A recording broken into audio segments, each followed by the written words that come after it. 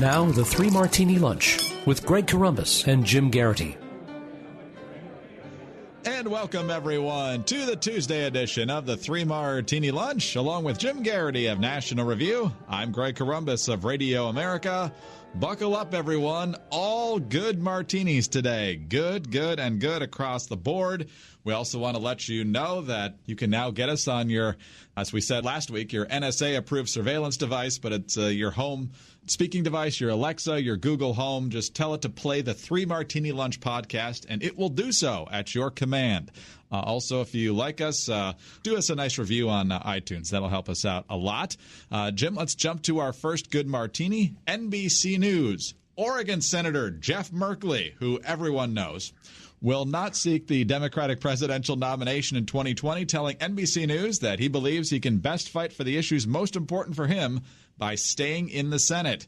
Quote, "I've never been afraid of a tough battle," Merkley said in a 45-minute interview Monday evening in his Senate hideaway office, acknowledging the long odds that he would have faced in a crowded field. Quote, "The question I've asked myself is, can I be more effective in making a difference on those being in the 2020 primary or by being in the Senate?"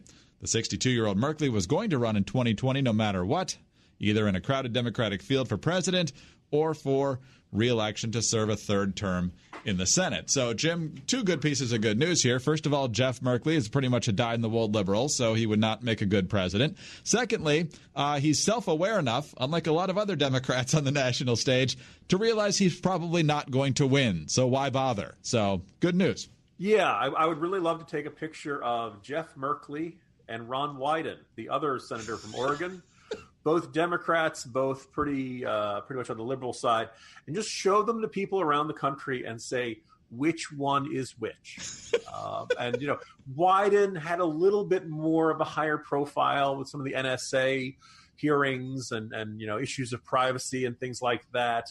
But beyond that, these are two pretty much dyed-in-the-wool, deep blue state guys. And although it's worth noting that if you look at the politics of Oregon, Multnomah County, which is basically where Portland is, has, you know, it's extraordinarily deep blue, and the rest of the state is actually pretty red, fairly Republican leaning, obviously much more rural, and as a result of that, you end up with a lot fewer votes on the right side, and you end up with, you know, all the hipsters getting to elect the senators.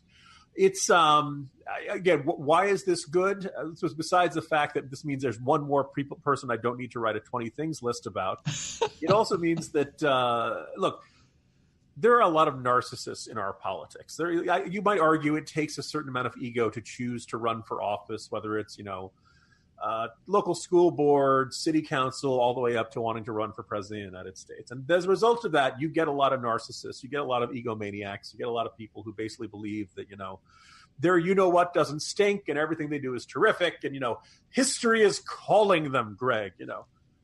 They want to serve America, and the very best way that they can think of serving America is by running the place.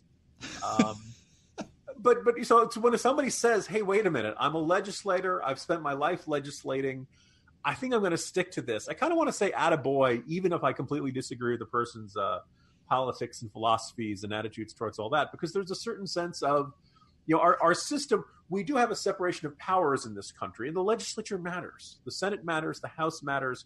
You'd like to have some good folks in there. This is, you know, that's about as nice as I think I can say about Merkley here. You know, Greg, those of us on the right have been complaining about the imperial presidency for a while, even when it's somebody we like. The idea that the president's not supposed to rewrite federal law on the fly. And you think about the sheer amount of attention that the president gets day in and day out. This is not really what the founders had in mind.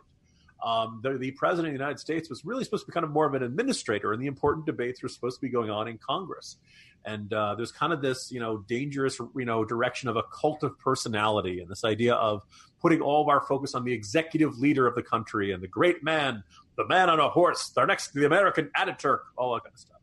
So, you know, when somebody says, hey, you know what, legislating matters too, and I'm going to stay there, I say good for you. And also, you know, thankfully, someone somewhere suddenly realized that they could not, you know, they were not likely to succeed in this. It's been a banner year for this, or a banner week for this, Greg, because we had Eric Holder, and another one who will hint in our third martini. Yeah, which has nothing That's all foreshadowing, folks. Yes, exactly. And that one has nothing to do with a lack of narcissism.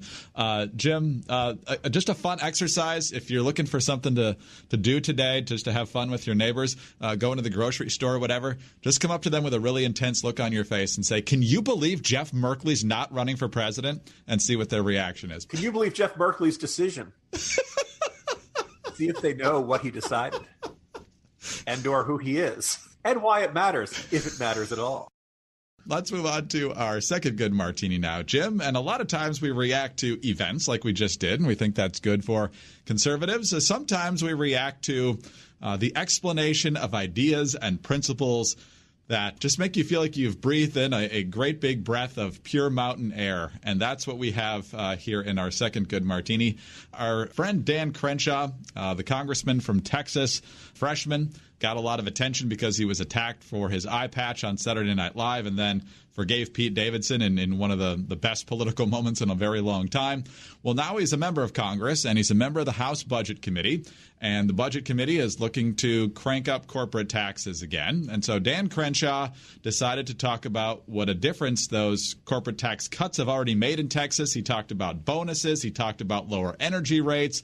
Talked about a lot of different ways that companies have benefited their employees and their customers as a result of lower corporate taxes. But he didn't stop there. In fact, he focused on the point of taxation and the point of government. Dan Crenshaw, take it away. I always want to remind everyone what we're really here talking about. We're talking about a difference in philosophy. It's not just tax rates. It's a question of whether the government should be taking more of your money or whether you should keep more of your money.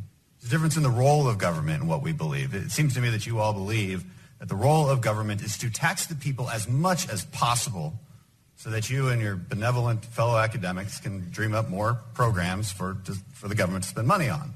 I don't believe that. I don't believe that's what the role of government is for. The role of government is to protect the God-given rights that we have and to ensure that we live as free as possible. The role of government is to tax people to the least extent possible while still taxing them enough to cover basic needs for government. And if we're questioning what those needs are, we can just look at our Constitution. They're generally pretty clear there. Jim, that was just beautiful. It's succinctly said. It was simply said. It was very clear. And in an era when we're getting the Green New Deal shoved down our throat, it's more valuable than ever. I want Dan Crenshaw distilled into some sort of liquid essence and injected into my veins, Greg. If Dan Crenshaw were was an illegal substance, I would be an addict right now. No, just for, clearly the shining star of the 2018 class of Republicans who were elected. But as he explains things so clearly, so succinctly, I'm struck by the fact, one of the things you notice when you see people in politics and they're trying to get attention is the easiness with which they stir into high dudgeon. Our country is under attack. Our values are under. They pound the table and everything's great drama. And they turn it up to 11. And there's this kind of desperation that if they don't grab the audience's attention and keep the audience's attention with this sustained sense of that they'll lose the audience. That they might be boring. Nothing about Dan Crenshaw is boring, but at the same time, he's not pounding the table and frothing at the mouth and any of that. I almost kind of wonder if it's a little bit of only a Nixon could go to China. If you're Dan Crenshaw and you're a decorated war veteran and multiple tours and obviously, we know the story of the eye patch and all that. He doesn't need to prove his toughness. He doesn't need to prove that he's a fighter for what he believes in. It's all there. It's already established. And thus, because he doesn't need to prove himself in any shape, he could just lay out his arguments, and he does it very, very well. So, So look, more Dan Crenshaw, please, and just a recognition that I'd like to think this style works, and the kind of hyperbolic tone of some of the other folks who jump into politics isn't always needed. That this can sometimes less is more.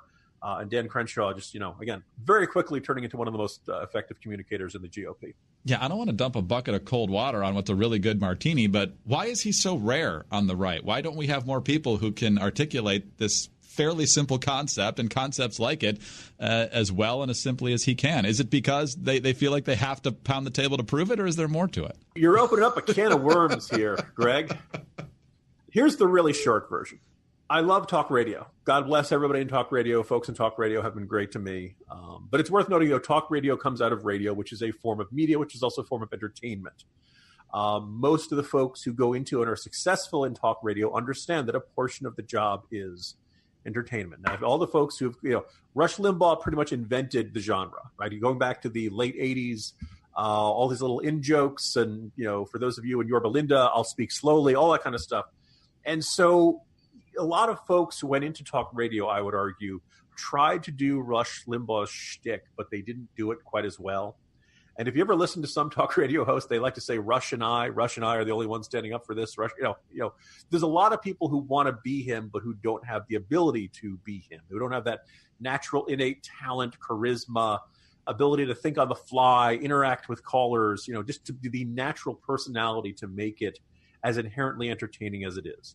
So they have to force it. They have to push it. They have to do that. And I remember hearing from someone who had done some radio and some writing and some other stuff say, I believe it was the beginning of the Obama administration, and the argument was, you don't understand, at this moment, every issue is an important issue. And I was like, well, if every issue is an important issue, then no issue is an important issue. You have to prioritize. You have to decide what is that. And this was why every issue was turned up to 11. The tone, the drama. This is the future of our country at stake. Coupled with the fact that I suspect there are a decent number of people in the movement who are into politics, who are into the idea of joining the team, who are into the idea of the excitement, the enthusiasm, pageantry, the sense of belonging to something bigger themselves. But they don't want to do the homework. The Heritage Foundation white papers, look, policy is not always exciting. It's not always going to be thrilling and entertaining, and you find yourself looking over charts of economic numbers. And folks, policy making involves a lot of math often. And you're talking to a guy who went into journalism, so he wouldn't have to do that much math. But lo and behold, it's actually in there. The policy wonk stuff is not always the most thrilling. I'd argue it's really important. I think we might neglect that a bit too much every now and then. But my suspicion is that because people are afraid of losing the audience through boredom, they never cultivate the interest in it. They never cultivate the knowledge, the passion, the drive, all that kind of stuff. And they end up doing shtick. And I could be, I'm sure there are listeners out there who'll disagree, but I think you look at the rising ranks of Republicans and a lot of Republican candidates out there, the shtick to substance ratio is not where you'd like to see it. Depressing, but very well articulated. Thank you for elucidating on that. Yeah, so that's why, Greg. So, hey, at least it's Friday. We talked about already that Jeff Merkley is not running. We've talked about yesterday how Eric Holder is not running. Other people have made the decision not to run, but a whole lot more have decided that it is their turn.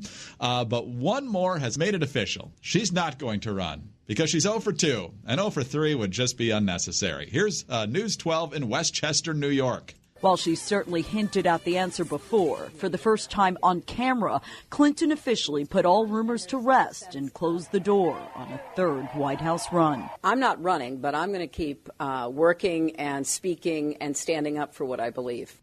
Jim, it finally happened. There will be no Clinton running for president in 2020, and you have to think she's never going to run again. The day finally came. Yeah, and it's a little bit of, this is how the world ends, not with a bang, but with a whimper. This is how the Clinton era ends. That look, most people figured ever since her walks through the Chappaqua Woods that she was not going to run again. But every once in a while, you'd hear some speculation, some rumors up in New York, things like that. My thinking was that it may have been the Clintons, hangers-on, the staffers, the folks who had basically spent their careers with the Clintons and who kind of didn't want to acknowledge the possibility that it could be over. Also, let's not ignore all the donors who donated all the years and thought that by being friends of Bill and then friends of Hillary and donating to the various campaigns and the Clinton Foundation and all of that, that they were getting a friend in the Oval Office and that good things were going to flow out of that. And lo and behold, in 2016, it turned out to not. You had given a lot of money to and made friends with a former senator and Secretary of State. And so it's kind of fascinating. I mean, I was thinking about this. I was talking about this in the context of Sherrod Brown, the Ohio senator. Clinton got elected in '92. That's when Hillary came on the scene. I was a senior in high school back then. Yes, you can do the math and figure out how old I am. And this is it. The Clintons are now kind of riding off into the sunset. Many of us had hoped they were going to ride off to the sunset a lot longer than this. But you talk about a defining couple of the era. This is it. And it's interesting. We, as much as we have a lot of grievances with the Clintons, It'll be fascinating to see which direction the Democratic Party goes in. And I think it's safe to say that, certainly Bill Clinton was a force for centrism at various times in the Democratic Party, not always. And in a lot of ways, it still irked a lot of folks on the right. But kind of interesting that they were the counterweight. And this is definitely the ending of one chapter and the beginning of another. We'll see how it goes. But, happy trails, Hillary Clinton. I think I think you're going to be okay. Well, the early returns show a massive lurch to the left, but we'll see how it goes from here. It might depend on how the Democrats do in this next election. So, Jim, as we turn this page in political history, we'll reconvene for tomorrow. Talk to you then. See you tomorrow, Greg. Jim Geraghty of National Review. I'm Greg Corombos of Radio America. Thanks so much for being with us today. And don't forget to tune in again on Wednesday for the next 3 Martini Lunch.